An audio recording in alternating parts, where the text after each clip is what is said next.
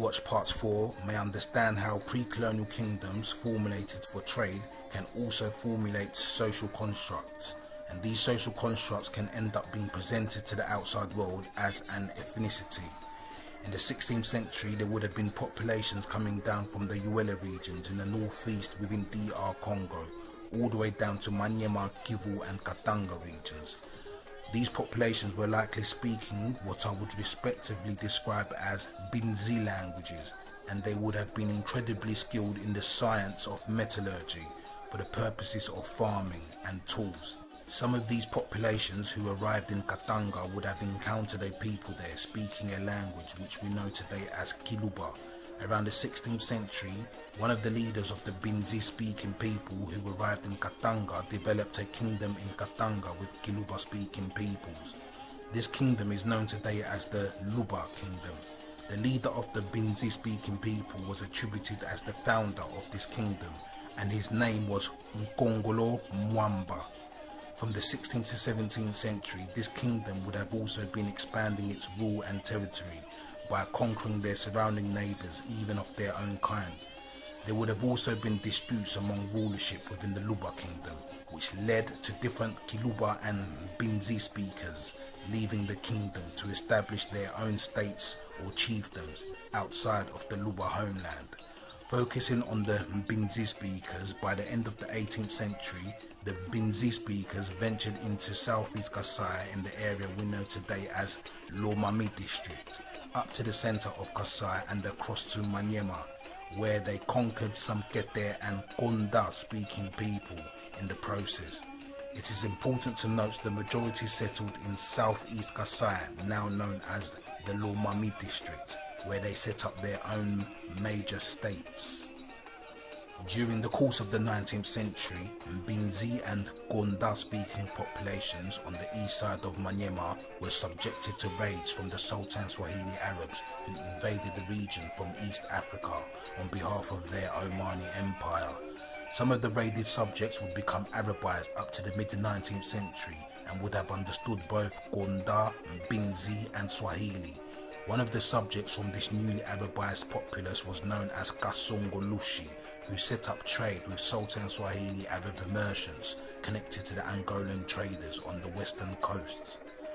By this time, the Sultan Swahili Arabs would have already established posts on the eastern side of Maniema up to Tanganyika, where Mbinzi and Swahili-speaking populations also inhabited under their ruler Kasongolushi.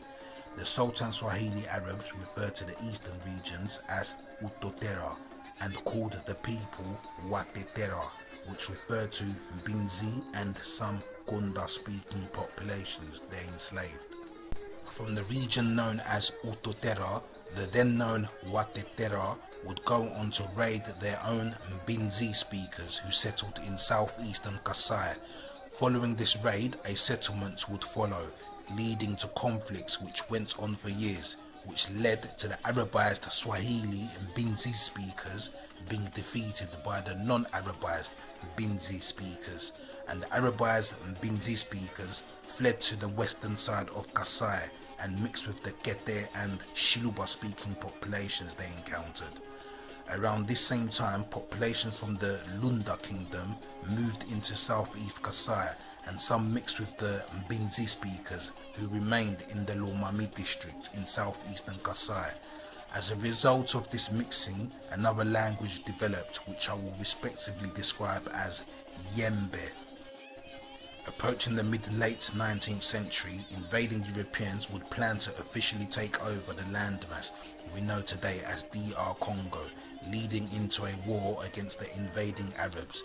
This led to the Arabized Binzi speakers and their enslaved Konda subjects to join the invading Europeans' army to defeat the Sultan Swahili Arabs.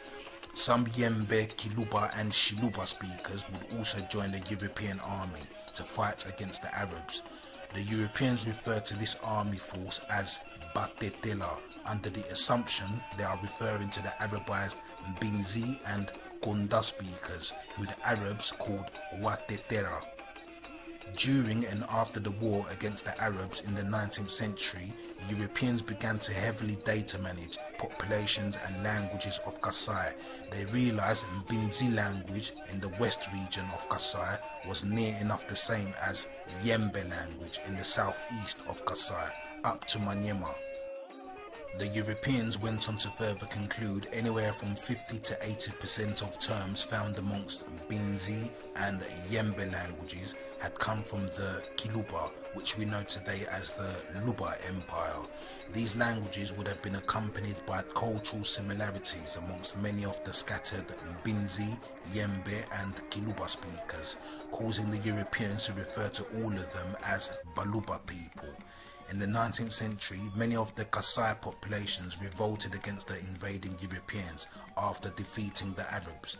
It was found that Arabized Mbinzi speakers, along with some Shiluba speakers, were loyal to the European army during the revolts, which gave the Europeans more reason to amplify the Songe and Baluba term to distinguish it from the previous Tetela or Batetela term, which was later superimposed on the Kasai Konda speaking populations. Europeans also discovered Kasongolushi's area was referred to as Mifsonge, which was likely an abbreviation of Kasongo's name, exclusive to the eastern section of Manyema down to Tanganyika. Building on the term Songo, Songye or Songo means sharp in Kasai, and the name was likely associated with the Mbinzi and Yembe speakers, being specialists in the science of metallurgy for sharp objects associated with farming.